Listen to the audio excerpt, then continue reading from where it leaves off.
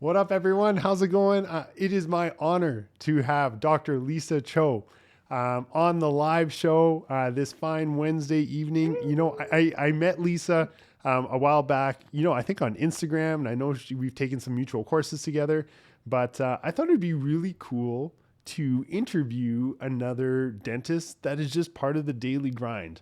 I think Lisa, I follow her on Instagram. She has some really cool stuff, and we'll talk about that in a bit. But I think it's cool to just chat with another GP and find out, the day to day. So, with all further ado, welcome, Lisa. How are you?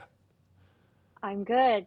I'm good. Thank you so much for inviting me. I'm so No, I think excited. this is gonna be great. Out of all the shows, this is like just a regular chill. Hey, let's just two dentists. Let's just chat about our daily lives. But we've been like I've been a dentist for 13 years. How long have you been a dentist for?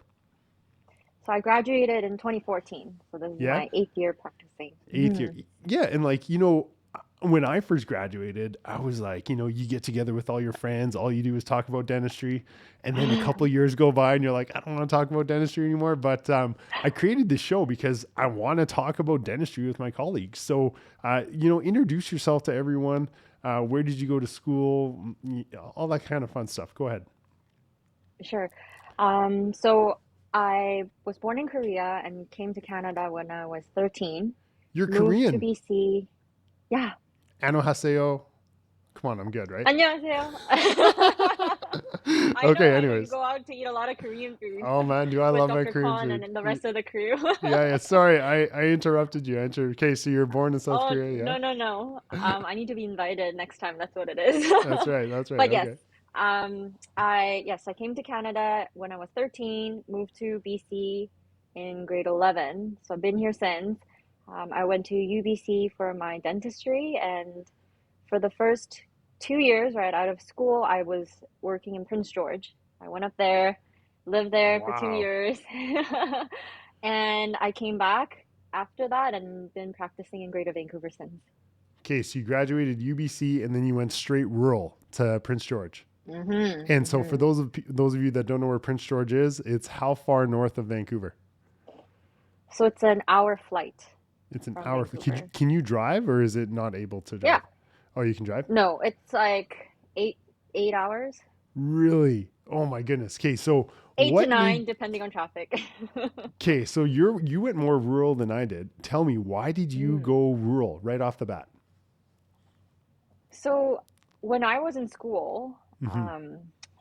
that was the under the impression that like unless I go rural, it's hard to gain experience. And I UBC, we had 2 years of medical program as our Yeah. first 2 years, and so it was sort of a known thing that you don't get much clinical Yeah, yeah. as a UBC graduate. So I'm like, oh no, I need to like go out there and learn real dentistry. Hone your So between third skills. and fourth year, yeah, Yeah. we get an opportunity to work as a summer practitioner, like student dentist. So I Yeah. went to Prince George for 5 weeks, and then it was okay. So I went back when I graduated, and I was there for 2 years. Man, I tell a lot of people right now that are living in Toronto, that are living in Vancouver, they're new grads, they're struggling, they're hustling, they're working, 6, 7 days a week. They're taking the 12 to 8 p.m. shift on a Sunday evening. And I'm like, Yeah. man, what are you doing? Get out of the big city, go rural. You have so much more opportunity. You really get to learn what being a dentist is. Do you agree? I agree. It Yeah. is a different kind of dentistry though, because I didn't do any so-called fancy dentistry, Yeah. but you need to know your bread and butter dentistry Hell before you're yeah, you able to do. move on to do bigger things. So I did lots of restorations when I was there. I did a lot of root canals. Hmm. I didn't do a lot of surgery because at the time the owner didn't do a lot of surgeries himself, Yeah. so I felt like if I don't have someone to bail me out, I don't know if I feel comfortable. Yeah, yeah, So I started that when I came back actually, but I did more of the basic dentistry up there, yeah, yeah. for the So, first few years. so do you think you would be the dentist you are today if you didn't go rural? Oh, that's a good question. In the first 2 years that I was there is Yeah. when I fell in love with endo. I hated Really? endo Yeah. graduating. I It still hate was it. the worst Yeah, subject totally. because it would take me like 12 hours, 4 sessions of 3 hour clinic session to complete a one Uh, molar endo. So I'm like, I don't know right? how real life dentists complete an endo in one appointment. So it was my Yeah. least favorite. But then just the system that he had there and the mentorship I got from him, it just allowed me to fall in love with endodontics. So Hmm. no, I don't. I think I would have taken a completely different trajectory if I came or if I practiced in Lower Mainland right out of school. Yeah. Yeah. Huh. Did you always know you were going to go back to Lower Mainland? Like, did you know like going to Prince George was just going to be like a 2 year stint? I'm going to hone my skills, and then I'm going to go to the big show. Yeah, I told my boss at the time too. I mean, I'm going to go back home and work in Vancouver pretty much. And Yeah. he was okay with that. So, yeah, yeah, that's Okay. why I Okay. came back when the contract ended. Yeah. I don't know. I live in rural areas still. Like I'm 2 hours from Edmonton, 2 hours from Saskatoon. I love it, man. I love it. You couldn't pay me to work in Vancouver or Edmonton or Calgary or the big city for sure. Like I love small town life. I like going to the grocery store, seeing my neighbors. I like, I just like everything. I love the community. I feel like the community is behind me in all my initiatives. And I just Mm. don't feel like you can have that in a bigger center. What made you Are want to go you back from to there Vancouver? though? No, I'm from Calgary. I'm from a big city and Oh, I chose small town. I love it. I absolutely love it. Like why did you want to go back? Because I always tell people, you can live where you need to, you can live where you want to work, but then you can play around the world. You can go anywhere you want to. uh, You know what I mean? And I'm like, it yeah, almost yeah. affords you the ability when you're in a smaller center versus, hustling Saturday night at 9 p.m. doing MO fillings. You know what I mean? Do you I agree with totally that or get it. no? Yeah. Yeah, a lot of people who practice in Prince George have that Yeah. mindset and Yeah. they're able to take a month off, for example, and then Yeah. go elsewhere, go down to Mexico for the winter, things like that. Whereas that might not be the norm down here. Yeah. I guess it depends on whether you want that kind of getaway a few times a year or you Yeah. want the city life on the Yeah. daily. And for me, because I'm not from Prince George, it like I had nothing other than work. Yeah. So it yeah, to me I'm like, okay, I need to be back where my family is and I have places to go on weekends rather than like few times a year. Yeah. That's why I came back. I agree that work is more stressful in general, dealing with patients that are down here, so to speak, in a Yeah. busier city. But um, I think it kind of depends. Yeah, I had great patients that I worked with when I was in Prince George. Yeah. Same here. Yeah. I had some crazy ones up there too, so Yeah. just I like think down here. patients get crazy everywhere, right? Um, but I wanted to ask you, so you've been out for 8 years now. You did rural for 2 years. Now you're back in the city for the last six. What do you want out of dentistry? Like why dentistry? Are you still happy with the profession? Like what did you want when you went into dentistry? So I know a lot of people consider dentistry as like a secondary thing that they consider as a job. Like most people like considered medicine first. Hmm. But for me, one thing that I knew for sure is that I want to work in healthcare, but not in a hospital setting. That's a Mm. lot of different kind of stress. Yeah, I was thinking more of a surgical side of things, and sometimes, your patient's life's on your hands, and I don't know if I could totally. deal with that on the daily. Um, Dentistry is like science, healthcare, arts, a little bit of everything, and I get to do things with my hands, which I've always enjoyed as a Yeah. kid. So as a dentist, what I want to do is help people. It's a job that's thanked by many, Yeah. but I still get to enjoy what I do and be crafty with it. It's Yeah. not one answer and one solution to all your problems. It depends on how you look at it and how you interpret it. So yeah, Oh, I want to help as many people as possible with the skill sets that I have, which varies from person to person. Everyone has their own unique set of skills, just like you doing a lot of surgeries. Yes, that sounds really rehearsed. You did. That's a really good answer. I don't think I could have came up with that answer on the spot. That's pretty darn No, good. Way to go, I came Lisa. from work like 10 minutes ago. I'm gonna help people. I'm gonna help people. No, that's wicked. For those of you that don't know Lisa, her Instagram handle is at dr.lisacho, Dr. Lisa Cho. dr.lisacho. I follow her on Instagram. The thing that amazes me most about you, Lisa, first of all, I think you're a phenomenal dentist. But what Oh, amazes thank me you. most about you are your endo accesses, accesses, Mm. whatever. They are so small. I bet you they are smaller than the tip of my pen. I'm not even kidding. I've seen them.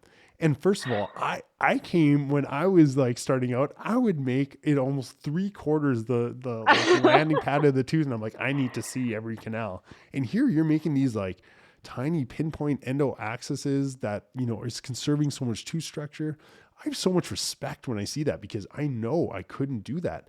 How did you like, what made you go down this path of, because that's different than we learned in dental school. We both know that. But like, Mhm. how did you learn to do all these things? I think endo is one of those things where you just get better with practice.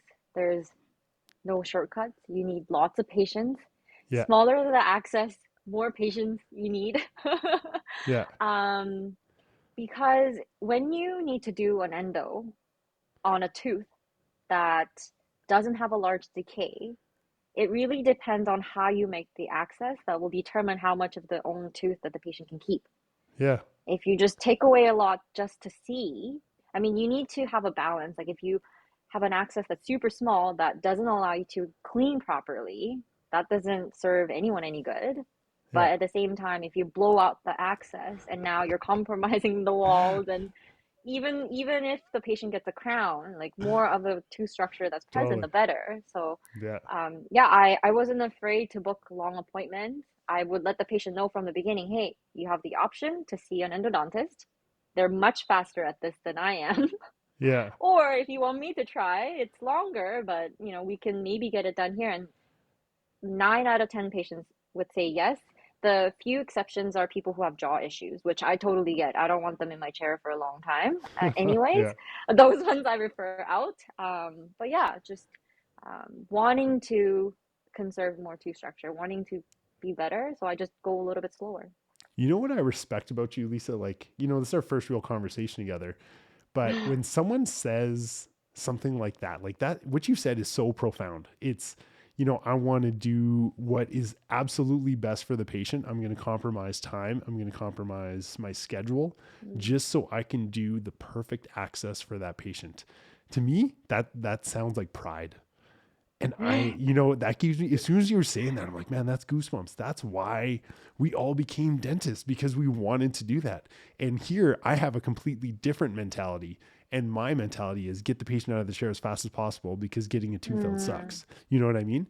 And so it's like, if I can take out these set of eights in 10 minutes and I can give that patient a high five, even though they're all doped up, I feel good. And here you're like, if I can give the patient a perfect endo access, they'll be able to keep their tooth long term, and I feel good. So I love that. Like that is Oh, so cool. So man, obviously huge respect. Can we call the massive endo access the Nekky Jamal access, and then can we call your little tiny no, pinpoint the Lisa Cho access? How did you learn to do no. that? Like, did you take courses? Did you? Because when I look at that, I'm like, how does one even learn to do that? Like, how did you? I know it's just practice, but did you take courses in endo to get that good? I did take courses. I took two. The first one I took is the infamous Dr. Mark Olson endodontics course, which Oh yeah, all yeah, UBC graduates know about. Maybe you know about it too. yeah. Is that Um, in I Vancouver? North Vancouver, but yes, Oh Greater yeah, yeah. Vancouver. Okay. So there are two parts to that. The first part is learning about the traditional endodontics and how to instrument properly, how to obturate properly. And then course two is about apical retreatment, other things. I haven't taken the second course. I've only taken the first one, and I took Yeah, that maybe, I want to say a year out. Um, some people ask me now, yeah, hey, is that course relevant? Should I take it? Because they do message me asking like what courses can I take to be better at endo. I tell them like I enjoyed that course when Yeah. I was a year out. I don't know if I were to take it now or anyone who's been practicing for many, many years to take that for the first time. I don't know how relevant it would be because it's pretty fundamental, Right. which we were taught in school. But I mean, if you haven't done any endo and you want to refresh your memory, I think that would be a good basic course to take. Okay. The second one I took maybe 4 years out. That one was a course where you can bring your own patient, Oh, which I yeah. really enjoyed. So that one, I think it's called Endodontics Solution. If you Google that, I think it'll come up. And my case is actually still up on their website because Oh, I was really? so happy with the treatment that I was able to provide after taking that course that I sent them before after, and they asked if they can post it. Oh, yeah. But yeah, that one's in Richmond. You get to bring your own patient if you have one arranged. Yeah. I still remember it was a 2-6 endo through crown. It Oh, was goodness. so difficult Yeah. that it took like half an hour for the four endodontists to find MB2. So I was glad that I brought that case to the course. Oh, okay. Yeah, yeah. Yeah, Yeah. yeah. So, you know, anytime I think if you can bring your own patients and learn it in real life, I think that's the best. I know there's a general dentist. I forget his name at the moment, but he recently started an endo study club, Hmm. and I think that one may also have a patient care component to it too. So yeah, if you look up like courses like that where you can bring your own patients, I think that's a great way to learn with someone watching over your shoulders. I totally agree. Live surgery is, you can't replace that. But there's a big Hmm. difference, Lisa, because bringing your own patient or live surgery in your own city versus going to Central America to do dentistry, I think Yeah. is completely different. I can't. I'm being honest. I cannot get behind going to Central America, doing like Mm. 50 implants in 3 days and then flying home because it doesn't teach you anything. We both know anyone can do an implant. Anyone can screw a screw into a piece of wood. It's not rocket science. But the hard part about implants or the hard part about endos or anything is patient management. During the Yeah, that's appointments, but huge. also after the appointment, you got to see if your work even stood up. You know what I mean? And so I Hmm. love the idea of like, I guess, in Canada, take your own patient courses. Do you agree with that as well? Hmm. Yeah. Yeah, I agree because it's not just about doing the actual exercise because I Yeah. think we're all capable of doing that, but it's about the workup, and I think that's huge. Like, how do you spend the time to figure out what treatment plan needs to be done and patient acceptance? Like, once it's accepted, it's easy, but how do you even get there? Like, you need to have proper workups done and explain in a language that patients can understand so that they Yeah. can see the benefit of it and the value of it. Totally. So yeah, I think, and that allows you to build rapport. Like if you're bringing your own patients to those study clubs, Yeah. it's so much more rewarding than just doing a procedure. Totally, That's because how it's I not felt just the personally. procedure. I totally agree, Lisa. Yeah. It's the patient, Hmm. right? Um, Hmm. okay, so I think you're an endo master. I personally, I would let you work on one of my teeth because I know how conservative you are with tooth structure. I think that's the biggest compliment I could give to anyone. I'm gonna let two dentists work on me. One is Ho Young Chung if I ever need a tooth replaced. I'm gonna call. He's pretty good. I'm gonna let my dad go see him for some immediate locators after I botch a couple Oh, implants on my own dad, and then I'll let Ho Young see him, and I'll let you do one of my endos. So I got some good wow. dentists filling in, so this will Yeah. be good. Okay, so you do a ton of endo, but I just recently saw on your Instagram you did an implant as well. How did you learn to do implants? So for the first 5 years of my dental career, I was Yeah, just in love with endo. That's pretty much all yeah, I yeah, cared about. I'm like, oh, other things we can refer out, no problem. yeah. But Dr. Kwan was the one who actually reached out a couple times. Hey, like you should take this course, Oh yeah, which is the Comprehensive Implant Residency. yeah, It's a year-long program for those people that don't know, that teach you the fundamentals, and it finishes with live surgery, which I like. Yeah. So, I figured I should be able to do really simple cases in my own clinic. Like, I shouldn't need to refer out every single Right. implant because some implants are easy in a way where there's enough soft tissue, Yeah. ridge is wide, opening is good, like plenty of bone, nerve is very far away. Like Yeah. it sort of is a hassle for them to see someone else, go through another consult, etc. So I figured, okay, I will just learn a little bit of implant to be able to do single tooth implant surgery. Yeah. Um, I figured it's never too late because one of the things that my mentor, the owner that I worked with in Prince George, taught me is never feel pressured or rushed to take all these big name courses. And one of them he mentioned was COIS.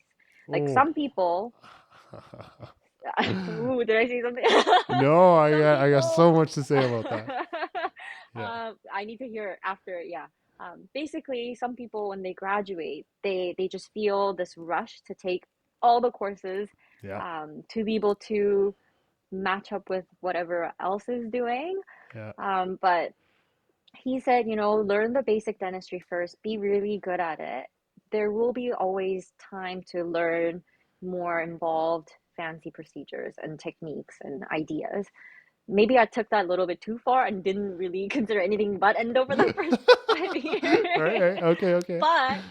But yeah, I when I took that residency at my 5th year of my career, Yeah. I think it was a bit easier to understand because I already had a general idea of like Boom. importance of suturing properly, like the idea of, it's not just implant itself, it has to be the tissue and bone. I don't know, it just kind of made sense a little bit more easier. So I think the learning curve is a little bit steeper than if I were to take it like right out of school. Yeah. Now, I need to mention people like Dr. Stephen Yoon, Dr. Chris Lee, Dr. Yeah. Sang Ham. Like they graduated in my year or a year below me, but they're, out there doing amazing surgeries. And I Yeah. think this is where individuality comes in. Like there is no one path for you to be on after you graduate. You can be on my path and Yeah. do general dentistry, basic ones for the first 5 years, and then explore implantology, or maybe never. Yeah. There's no rule saying you have to if you Totally. really don't like surgery, and some people don't. Or do a lot of surgery right out of school, like them, like you, and that's your passion. That's okay. Some people realize they hate general dentistry and go into specialty, Right. which I've considered too. Not because I hate general dentistry, but because I love endo so much. I've Yeah. considered that. But yeah, I think there is no right answer because it's not school anymore. It's not everyone going through year one, year two, year three, year four together. You can do your own thing, whatever that makes you happy. Because if you're happy and you want to do more of it, then you're going to get better at it, which means you're providing a better service for your patients. It's like Totally. all a cycle. Yeah. Man, I gotta tear that down a little bit here. That's awesome.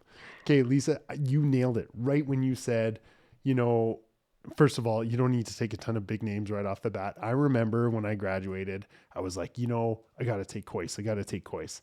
I took 7 modules of COIS within like, I don't know, a year and a half. Didn't understand a Oh, damn thing. wow. And I spent tens and thousands of dollars, and you don't know what you don't know. You think that, you have a year of dentistry or 2 years of dentistry under your belt. You're like, okay, I'm ready for this course. When really you're not. You need to get practice in what it's like to be a dentist because dental school teaches you enough not to kill someone. That's it.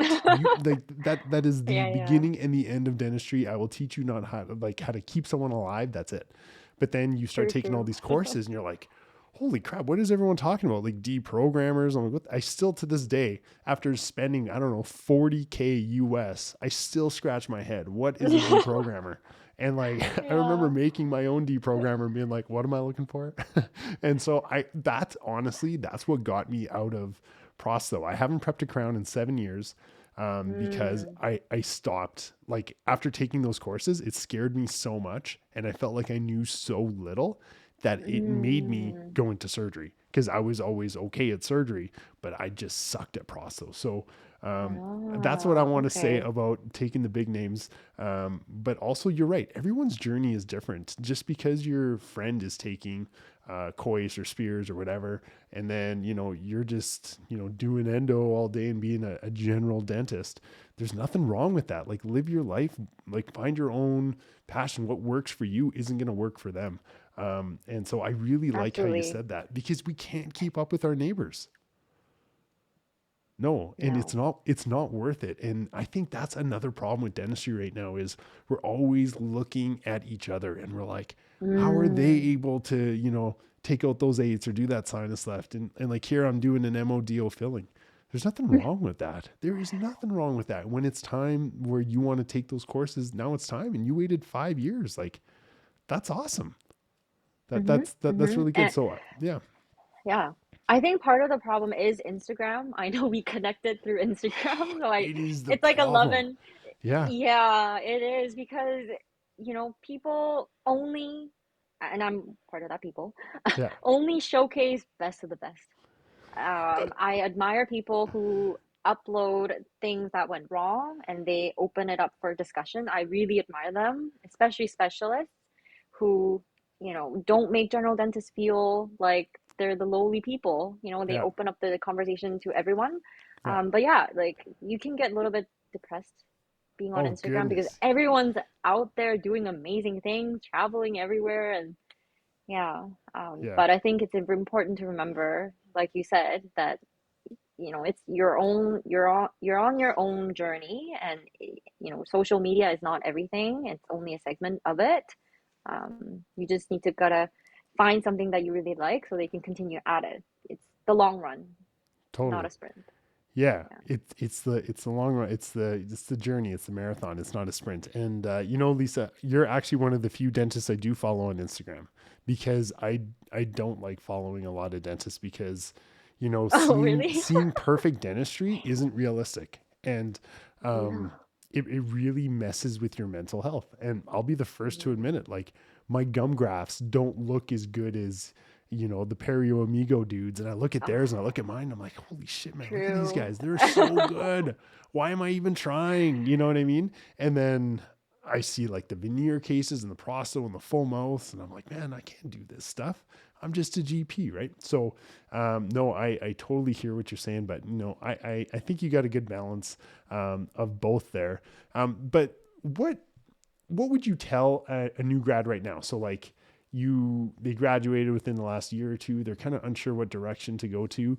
What made you make the decision? Because you're really good at endo. Like, why didn't you specialize? Are you still considering specializing? Like, what goes into your mindset or what goes into your decisions Right. So, I know a lot of colleagues who went into specialty right out of school, and I respect without being them. a Some GP? people, no, Wow. straight Okay. to Okay. specialty. Actually, Yeah. our class was very competitive. A lot of us went into specialty right away. Okay. Um, we would never know if they are happy with their decision. I don't Yeah. think, realize, because you can't live two life simultaneously. You have to Right. only live with the path that you've chosen. Totally. But personally, I think it's a good idea to practice general dentistry for a year to two, because dentistry in school is totally different than dentistry outside. It'll allow you to see what you really like, because me hating endo in school wasn't real life. Yeah. Um, and after you do everything, and the first 2 years that I was working in Prince George, I did everything. I Right. accepted all cases Yeah. within my comfort level. I figured, okay, this is what I like dentures, I don't like, things like that, Yeah. Yeah. Yeah. which I think a lot of people can relate to. But yeah, that's how I realized, hey, I really like endo, which was super surprising to me, and I did more of it. And so you do more of that, and if you feel like you want to specialize, then it's a lot of schools actually value you having a couple years of general dentistry Absolutely. experience. Yeah. So why not, and up your game and get the exposure of general dentistry, and then be sure that, yes, if I want to go into perio or endo or pros, this is what I really like, because I've done it the past 2 years, and Yeah. it is what I really like. um, as for myself, in the last 8 years that I worked, I actually opened an endo application twice, Oh, but really? never submitted. Never Oh, okay, submitted. okay. Um, so the thought was definitely there because I realized I really, really love endo. This was like fourth year, fifth year of me working. Like it would be nice to be able to do this all day, every day. And that's what specialist is all about. Right. One segment of dentistry.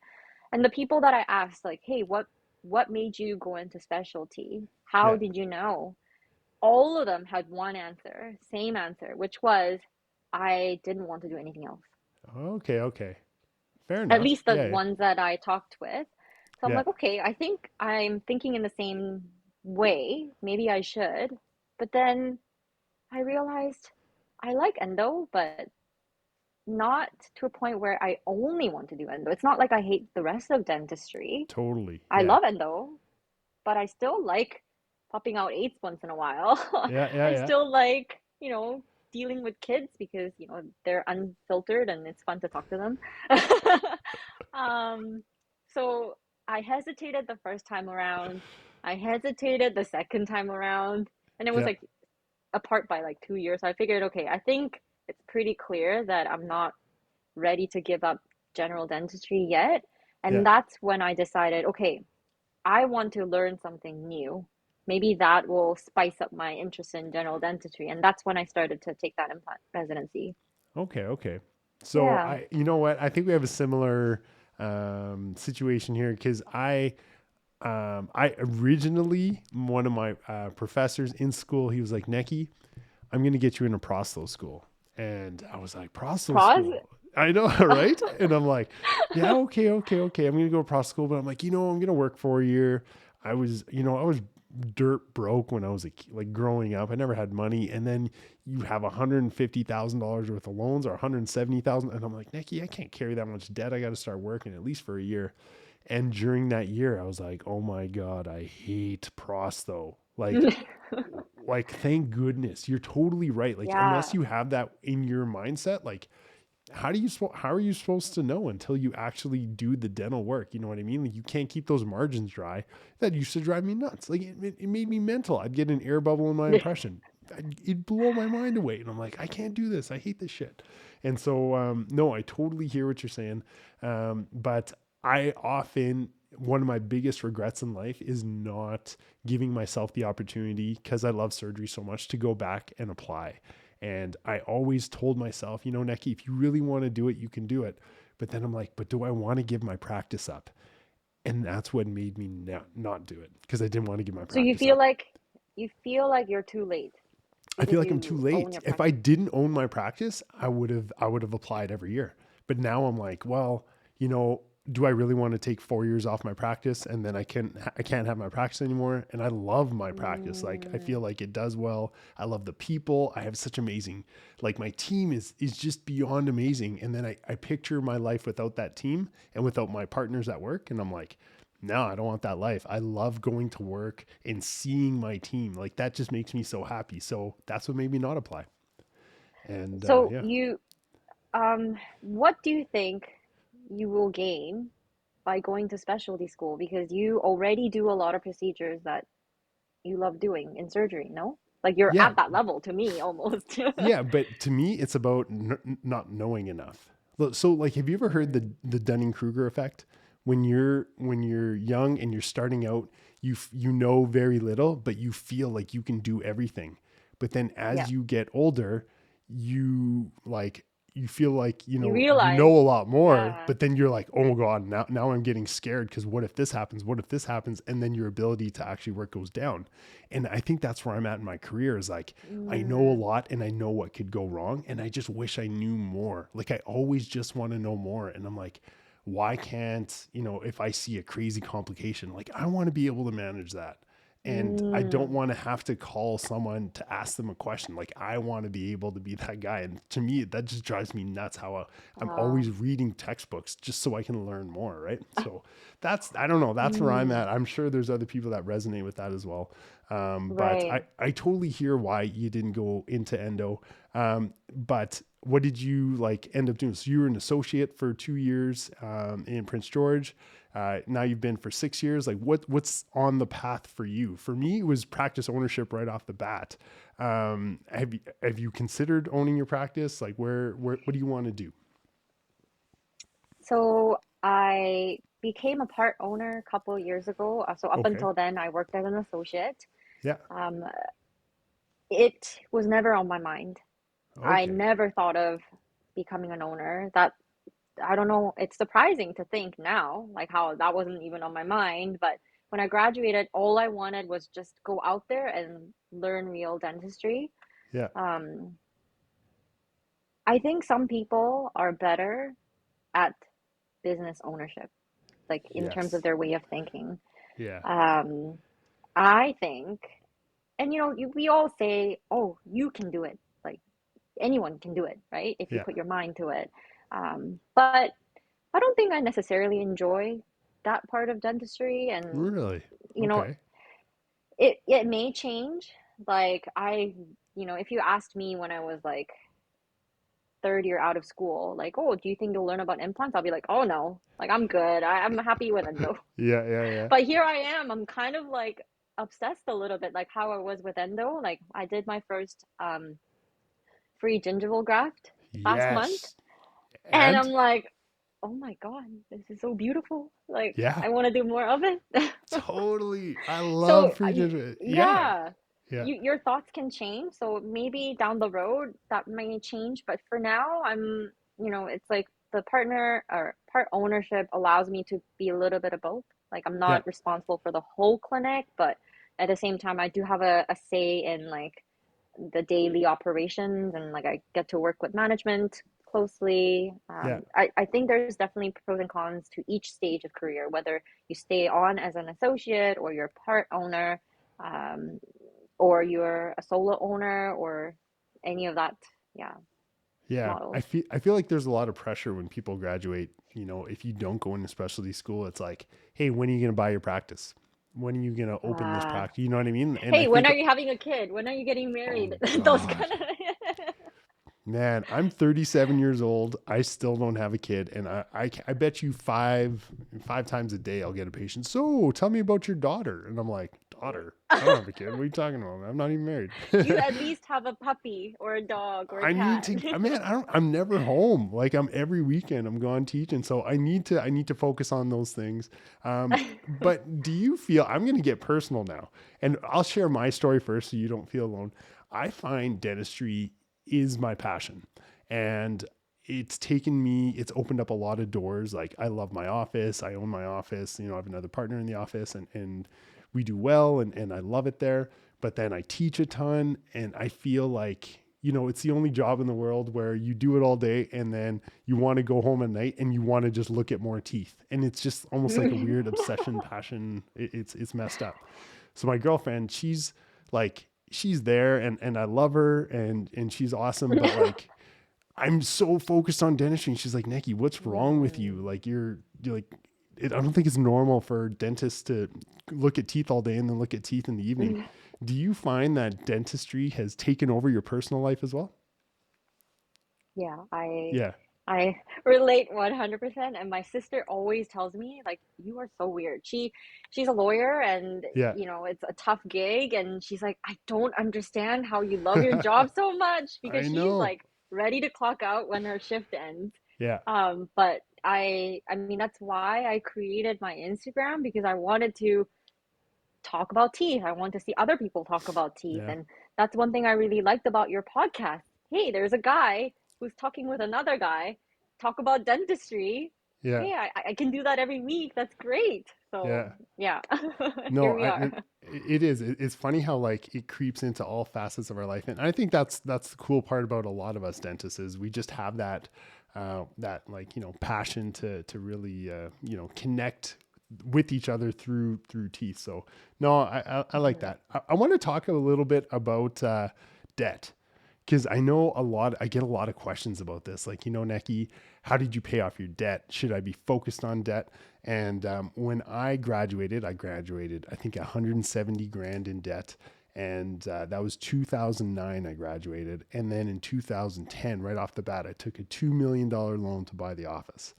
And I was freaking out, like freaking. I remember I didn't sleep for Oh my months. God. And I'm like, how do you even, what kind of bank is even giving this kid $2 million? Like, give me a That's break, right? crazy. Yeah. But like, um, let's talk about debt a little bit because when you Sure. graduated, um, did it make you scared? Like, how much debt did you graduate with, if you don't mind me asking? So I lived on campus Yeah. with my family. We had a place, so I didn't have to pay expenses outside of Okay. tuition. Yeah. Um, so it was a little over 50K a year. Yeah. So about 200, give or take, 200K. anywhere between Yeah. 300 to 250. Um, an advice that I got, and I don't know who I got this from, it might be my mentor. The advice was when you graduate, live the first year as if you're still a student. Yes. So I did that for 2 years because I Yeah. mean, in Prince George, there isn't much places to go, nothing to Yeah. do. I did travel like once a year, but that's pretty much it. I really focused on paying down my debt. Yeah. If you ask me if I would do that again, it's a little bit tricky because in terms of like tax side of things, accounting, Yeah. um, they might say, oh, like it's actually not good to like use all your money to pay down your debt. But like the first year, I didn't really know, so I just pretty much money earned to the bank. Debt. But it certainly helped me pay down my debt because that's pretty much all I did. So I know like schools are getting expensive every year, and especially if you go elsewhere internationally, it's more expensive. Um, a lot of us consider not going to specialty because of that reason. Like, hey, I have this much debt. If I want to consider specialty, that's like times two or three on top of that. All right. Um, but thankfully, I think a lot of us are in a position where we get to work and earn Yeah. decent living.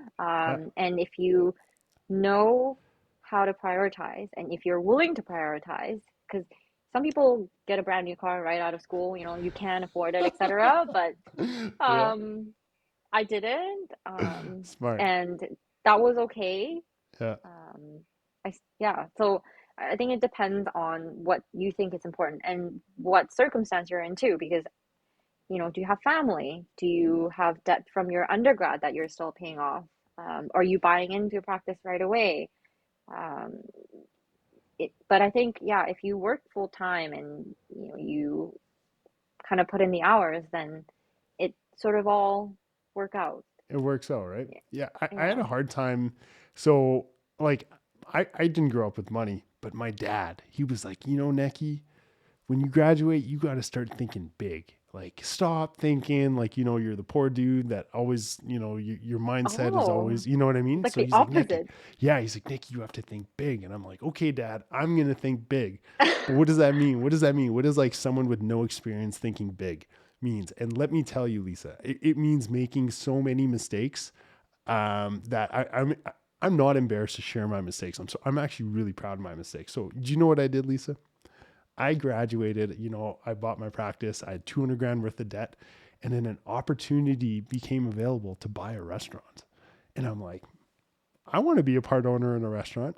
So I paid What? 200 grand. I paid 200 grand cash. Like it was like, part of my loan repayment. And I'm like, man, this is going to do great. Blah, blah, blah. Guess what happened the next year? Recession. Oh, A recession happened because you can't control the economy. And then I'm like, I'm looking into the financials and I'm like, dude, dude, dude, oh dude, my bankrupt. gosh. And so, man, it went bankrupt and I lost my money. And Wait, were you investing into someone yeah, else's business? yeah, yeah, yeah. And Oh, so I'm like, this is the return. I'm thinking big, dad. Like I'm thinking like, I want to invest. I want to like, go beyond just what dentistry does. And I want to, have passive income coming in. And I thought I was doing the right thing because Lisa, this is what we're taught, right? We're mm, always taught to invest. We're like, you should always put money away for this, but no one ever tells you like, there are shitty investments out there that will get you, right? And I'm proud of it yeah. because that was the best lesson that ever taught me. Cause looking back, I'm like, I hate to say it, Mm, 200 grand is 200 grand, but like, you know, what if it was like at a later stage in the career and you're putting 2 million into something, you know what I mean? And so it was a hard pill to swallow, but I'm proud of it. Mm, And every time we make a bad decision and we learn from it, right? I think we become better as humans and better decision makers. But that's what I did when I graduated is I put all my oh, money okay. into into a shitty restaurant and Well, I you lost you it all. can you can think of it as maybe you bought a Porsche and you just Didn't get lost to that drive it. Porsche. I just never got to, I crashed it and never had insurance. That's what, okay, this is the news story. I bought a Lambo, didn't buy insurance and crashed it. That sounds better, okay? No, but like now looking back, when I have like new associates come in, I always say, it's cool to pay back your loan, but there is such thing as good debt. And when you have good debt, such as educational debt, in my opinion, that's the best debt. Investing in yourself is the best debt you'll ever take at Yes, very low interest rates. Like I don't even know what it is right now, less than 3%. It's it's like not, prime minus 0.25, yeah, something like it's that. not a bad idea to, every single month put a chunk away into like a, exchange traded fund or like, give it to your money advisor. If you choose to have an advisor, don't invest it in like, stupid risky restaurants, right? Put it into something a little bit better, but grow something because the biggest event that will happen in your life is when you learn what compounding is that when that 5% Mm, every year or 7 or 10% every year over 40 years, that is how Warren Buffett mhm. got rich. It's not because he made all these great decisions. It's because he understood compounding. And that's what I try to tell my associates now is like, it's cool to pay off debt, but you have to pay yourself first. And so that's my advice now is Hey, I learned save something money. from you. Yes, save money and like paying off debt is cool, and but nothing beats compounding and learning to keep your money somewhere that's trusted. And Mm, I just had Mr. Bitcoin on here who keeps all his money in yeah. cryptocurrency, and I was like, good for you, man. Like that's if that's what you think you want to do, like all the power to you. But Mm, saving money like that, I think, is super important. Do you invest right now?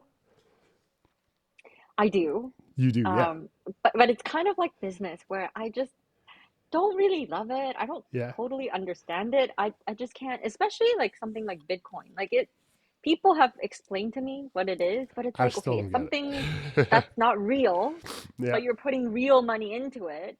yeah, And depending on how many people are interested in it will determine the value of it. I'm like, what? yeah, Why would we invest in the first place if it's not real? Who yeah. came up with that? I don't get it. Totally. But I do have like stocks on like big companies. Yeah. Because my dad is into that, he helps Okay. me Yeah. with it. Yeah. But outside of that, I'm pretty boring in terms of what I do with my money. Um, and I think listening to you talk, there is pros and cons to each pathway. And someone like me who's been super conservative, who even thinks buying clinic is a risky decision. Sometimes I don't know, right? Because you don't know Yeah. how your clinic's going to do or what's going to happen. Like no one saw COVID coming, Totally. closure happening. Yeah. Um, but but yeah, I think I missed out on some opportunities by not taking risks. If you do take on risks, you may lose out on other things. Like there's no perfect pathway that you can be on. I think it's a matter of like do what feels right for you, and we all make mistakes. Like my mistake could be maybe not taking on that partnership or the ownership opportunity that came along 2 years out, like because I was scared and I wasn't sure if I'm ready or if I'm into it, whatever the reason is. Yeah, it's different for everybody. But Lisa, you say you're conservative, but I bet you for every year of our career, I'm not as conservative. But I bet you had I been conservative, I would have been way further ahead than I am right now. Because You if think? you, yeah, I do think, and I Mm, know for a fact because I look back and I'll be like, do the calculations. I'm like, had I gone this pathway, you know, I would be in a lot better position, but I wouldn't have all these stupid stories I'm gonna slowly share because no one no, knew they're I not owned a restaurant. stupid. I'm not never going to forget about your restaurant story. Yeah, because like can I tell you, Lisa, the one thing I learned is Yes, whenever please. I'm not intricately involved in a project, it fails.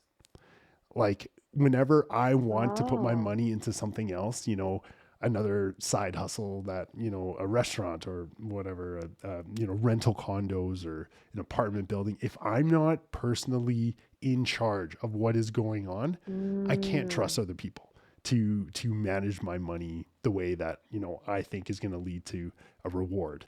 And so if you don't know what you're doing, don't do it. And so I see all my Mm. buddies like they were like, "Man, Nekky, I have an opportunity. Let's buy a piece of a marijuana company." And I'm like, "I've never smoked weed in my life. Why would I want to own a marijuana company?" But I know that Mm. now. 10 years ago I'd be like, "Hell yeah, let's go buy a weed company, man." Like and so if you don't know everything to know about that field, don't touch it. And that's how I Mm. feel now. And after many failures, that's what I feel is the secret behind it, is if you're not going to be controlling it, and if you don't know everything about the space, don't throw your money into it, because you will be blindsided. But I don't know how we got down this financial Yeah. pathway. We're supposed to be talking about the quest of a perfect dentist, but I think half Mhm. of being a perfect dentist is what happens outside of work. And yeah, but I want to talk about, because I think this leads into it, is how do you deal with talking to your colleagues? Because a lot of my colleagues, just like you said before, they're driving Porsches, they're spending money. One of my buddies just bought a $2 million house. I live in a $425,000 house, and I thought my house was good, like big. You know what I mean? And so, like, how do you find yourself not comparing to people? Or do you struggle with that? Because I sure as hell do. Absolutely. Yeah, I think it's like human nature to compare Yeah. and notice those things. A lot of, like I mentioned, like a lot of my colleagues, my classmates, they went on and bought a practice. Some of them are like husband and wife, they have a clinic together that way. You know, I do see how someone can feel a little bit down or, a little bit isolated if I feel that oftentimes actually because up until dental school, everyone's doing the same thing. Yeah. But the more year go by, I'm like, okay, I don't really know a lot of people doing what I do. Like for me, like I'm not married, I don't have a kid, Yeah. I don't have a full clinic to own and operate myself. I'm involved a little bit. I love endo. There's pretty much no general dentist friends that I have that love endo that we can talk about endo all day long. Yeah. Um, Even like in implant side of things, the ratio of guy to girl is like 8 to 2, I would say 9 to 1, but yes, I nine to totally hear what, one. yeah, totally. Um, it's a little bit like they say if you have people that are going through the same thing, it's much easier because you can rely on them, you can talk about your struggles and ideas and whatnot. And so in that way, yeah, like learning implant dentistry was a little bit lonely. Like learning and wanting to do more endo can be a little bit lonely. And maybe I think that's why I started Instagram because it allows me to at least connect with people virtually Yeah. and I didn't see those people that were doing amazing dentistry as like competitors because a phrase that I like is you can't compete with me because I want you to win too. Oh, Lisa. Yeah. Lisa. That's it right there. You can't compete with me because I want you to win too. Hell yeah. I Yeah. love that. Love that. Way to go. Um, so yeah, like just kind of surrounding myself with people who are as obsessed about dentistry as I am, it normalizes things, first of all. You don't feel like a weirdo. Yeah. Um, and yeah, it just creates a community where people can be supportive just by being there. Like Yeah. you don't have to say more than just I couldn't find MB2. I know exactly what kind of day you had. Yeah. Say no more, right? Yeah. Yeah. Yeah, I think that's what dentistry is about, like supporting each other. And this is one of those platforms where you allow not just the person that you're speaking with to connect, but people who are watching. Like it's so invaluable. I like this is something I want to do personally, but you're doing it and I'm like so happy that you took on the initiative because I'm sure lots of people like me thought of doing it, but never really take the initiative to start it? Because that's the hardest part, setting it up. Like, how Yeah. long were you thinking about doing this and actually implementing it? Was it like 6 months or 6 days? Did it take a while for you? Yeah. Yeah. Are you talking like Like your me? podcast? Oh, Yeah. it took me like Or were you honestly, not thinking about it? It just, no, I was thinking about like dentistry. Why I started this was, it was honestly on a whim. I was sitting down really? with Mark Kwan, and I just finished teaching my third molar course in Vancouver. I don't know, last year. And he was like, Nekky, you need to like, do something else. Like you teach third molars all the time. You need to do something else. Like, what do you like to do? And I'm like, I like talking to people. And he was like, okay. And then I was like, I'm just going to start a live stream and I'm going to talk to people. And if someone wants to listen to it, they can. And if they don't want to listen to it, that's cool Mm, too. And I think that was the secret behind it, because whether 0 people watch this or, 15 people watch this, it doesn't matter to me. I think the coolest part is I get to talk to you, and that's why I have this. And you're totally right. We all crave connection, and especially through COVID, and as the world is going a hell of a lot more digital, and I think mm, Zoom calls really allowed that acceptance of everything going digital, having these communications. Um, totally. this is us. This is our future. Is talking with someone in like you're 2,000 kilometers away from you right now, or 1,500 kilometers, and yet we can still have a completely normal interaction, right? And so Yeah, I respect how Instagram has done that for you. Is you get to connect with people that didn't really have that opportunity. But like, where do you see yourself in 5 years? What do you see yourself doing as a dentist? Do you want to still be in dentistry? Do you see yourself practicing differently? Like, how do you make goals for yourself? Man, I have so many questions, Lisa. um, I'm hoping in 5 years I can feel the way I felt about endo 5 years out. Loving it. Really? Yeah, implant and soft tissue surgery. I thought there was no glamour to it, but Yeah. there is. It's like you can be conservative, you can Yeah. do surgery in a way there is like not a lot of bleeding post-op. It depends on how you do surgery, just like endo. Yeah. It's a different kind of skill sets, but I think this is the best part about general dentistry. There's always something you can learn, and it's like falling in love all over again. Right. A Um, different I aspect, want, right? yeah, exactly. I want to practice like till I can't. Yeah. Um, I don't like, I know a lot of people love teaching, and I think you do, and that's why you do your Yeah. courses. But personally, so far, at least, I like doing more than teaching. Yeah. I'd rather do. So Those that yeah, I can't hope do I can. teach, right? I'm just kidding. No, no, no, no, no, no. You need to have a right personality, Yeah. and you need to have a lot of patience in order Yeah. to be able to connect with people who are in different stages of learning. And sometimes, you don't know what you don't know, and it's hard to build that connection. And it's brave that you take on a class load of people who come from multiple backgrounds. It's a little bit daunting. I don't know how you initiated that from the beginning, but yeah, things like that. Hoping to just do more and be better at it and connect with more people like you, because without Instagram, without social media, I don't think we would have connected. Totally. um, I've met few people in real life that I've met through Instagram, and it's like Oh yeah. weird because I know what they look like and they look exactly the same, but it's like meeting someone for the first time and I don't know Totally. them, and but I know them. It's like, but that's the fun of it. That is the fun of it. No, I Yeah. think that's really cool. I like what you're saying. Like there's an art to dentistry. Dentistry can be enticing once you get to know a different aspect of it, and as you grow in different parts of dentistry. Do you make goals for yourself? Like, how do you know if you're progressing? Like, do you personally make goals? Personally, I No, don't. like what? Really? Because and I Because think yeah, this is like the perfectionist side of me. yeah. If I have a goal for myself, it puts too much pressure on me, and I end up Okay, not yeah, doing it. yeah, yeah, yeah, And so, like, I never thought, okay, I'm going to be better at endo, or by year 5 I'm going to start my implant journey.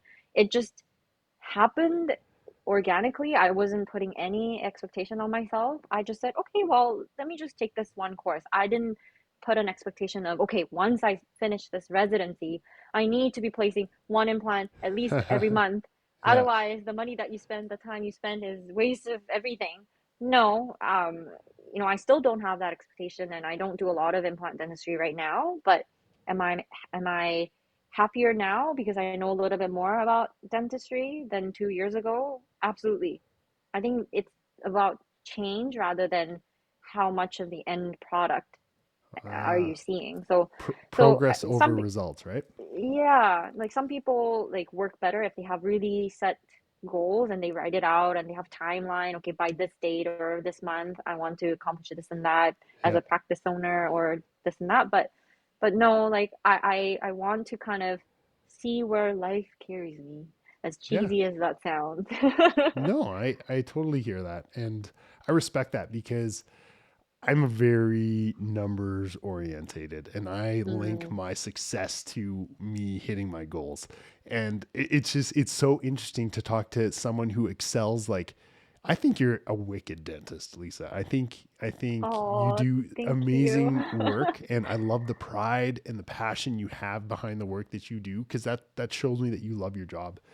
I love my job too, but I look at, the number side of things and that's how I Mm, determine if I had, a good year. And I'm not talking financial numbers. I'm talking like, how many third molars did I take out this year? Did I, do better than mm, I did last year? Did I increase my referral network? Did I, do certain things? Was I able to motivate my hygienists and get them the CE that they want? Are they growing as people? Am I a good boss? Am I a good leader? Do I even know what the hell I'm doing? Right.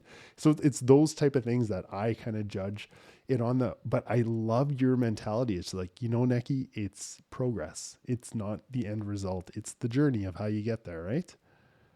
yeah, I think Yeah. we need a little bit of both. Like a little Yeah. bit of you, a little bit of me, combine those thinking and it'll be perfect. The quest to a perfect dentist, right? Exactly. It still Yeah. continues. Yeah. So Lisa, what do you like to do for fun? So, outside the office, what are you doing for fun?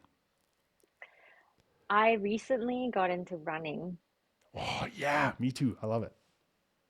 Yeah. and What do you that's like to run? that's like I just do 10K around Stanley Park. It's like Yeah. implants where I thought, okay, I can never see myself loving running. Like I just don't understand people doing the same repetitive thing over an hour or hour and a half. Like I don't get it. But then first of all, running outside versus running on a treadmill, there's a Yeah. difference. Big time. And in Vancouver, when You're the so weather is lucky. nice, Yeah. Stanley Park, the Yeah. backdrop is just I run and I'm like it's so amazing and like beautiful and like I feel so blessed to live in a city where I can just, go out 15 minutes and there is that park and I can run 10K. So yeah, I've been trying to be a little bit more active. I'm into Legree, which is similar to Pilates, but you do it on a machine that's called a megaformer. Oh, yeah, It yeah. I've seen those. have you? Yeah. Yeah. So, as dentists, our posture can be poor. We're Yeah. hunched over doing dentistry all day Hunch right long, now. but Yeah. Right. Yeah. yeah, just straighten up a little bit. But yeah, like that allows me to check in with my body, make sure, hey, like, how is my back doing? How are my shoulders doing? Things like that. And I think some people do better in a one-on-one teaching setting. Other people Yeah. like me, I actually like small group rather than Okay. Yeah. one-on-one, Yeah. which Legree is like a class of 10 to 15. There's like clubbing music happening and you're doing your exercise. I Yeah. like The EDM, so the beat drops. I um, love it. I love it. yeah, yeah, Yeah. yeah, yeah. So yeah, doing things like that and keeping active because dentistry can be sedentary. You're like in one spot and you're not moving around much. Your Yeah. assistant is running around doing things for you. Yeah. And then the cookies are in the staff room, and at 3 o'clock, it is just so easy to eat three cookies. Or donuts, like all Yeah. specialty clinics, they thank you by giving you boxes of donuts, Yeah. and I'm like, oh God, or chocolate. Okay, I Totally. don't know if I can eat Like the second buy me one. some carrots, man. Yeah. So Yeah. no, that's really cool. I think the only thing Vancouver has on the rest of Canada is that Stanley Park. There's nothing. It is Yeah. irreplaceable, and it is always a must go whenever I go to Stanley Park. I don't like running the seawall though. I like running through the forest in Stanley Park, and like on all the Oh, trails and stuff. why And is I that? I love trail running. I love getting lost. And so I feel like I get lost in the actual Oh, forest, but I'm never lost. You got your phone, right? And so I love just going through the trees and on all the, like, cause there's like a whole spider web of trails throughout Stanley Park, right? And, that's like exact opposite of my thinking. I'm like, I want to be in a place where I can see everything. Like if I'm the only yeah, one running, I don't know. Like I feel like uh, not that bears ever live in Stanley Park, but like no, something can come out and eat me alive or yeah, whatever. some I weirdo's want to gonna be on the be outskirts of it. yeah, totally. So I think that's the difference being a 6'5" dude. I know Right. no one's gonna come up behind me, you know what I mean? So maybe you stick on the seawall. You stick on the I seawall. should. Yeah. Yeah, no, I really I find running, when people say that they're running, it's, and they're like, "Oh, you ran 10K, like you must be so fit." That's not what it's about. It's about the No. euphoria you get when you run. And it's about zoning out and focusing on something that isn't day to day. And your Hmm. mind escapes and it just wanders. And that's my favorite part of running. You? So when like in your 10K run, when do Yeah. you get the runner's high? Because to be Oh honest, God. I don't Yeah. get runner's high. What? Really? Yeah. I don't actually enjoy the process of running. Oh man, I get it at like 6K and I could run for another 15K. Yeah. What? Oh, totally. It's about, like, I don't know. It's, you listen to good music, you're focused on the scenery, but if I'm running on my treadmill, I don't get that high. It's when I'm in Stanley Oh, Park. In the summer, like I went to Vancouver a couple times. I was in Stanley Park running. My girlfriend and I were in there running all the time. We loved it. Like we absolutely loved it. Like you have such a wow. gem there. I don't know. I love just zoning out and I don't know. I'm always watching my kilometers per minute, and you just make a little game out of it. Yeah, right. No, You must that's have your super cool. Strava app downloaded. You better believe it. No, that's yeah, Yeah. that's cool. I think it's important for dentists to get into physical activity during the winter. I really get messed up. Like right now, I need to get running, and Mm, it's hard for me to get motivated to go running. But you're totally right. Doing the, is it Legree? Like you said, agree. Legree. Yeah, it's really Yeah. important for our backs. Whether you're doing yoga or Pilates, and so no, I think that's awesome. And where, if I'm coming to Vancouver, where am I eating? What is your favorite restaurant, Lisa?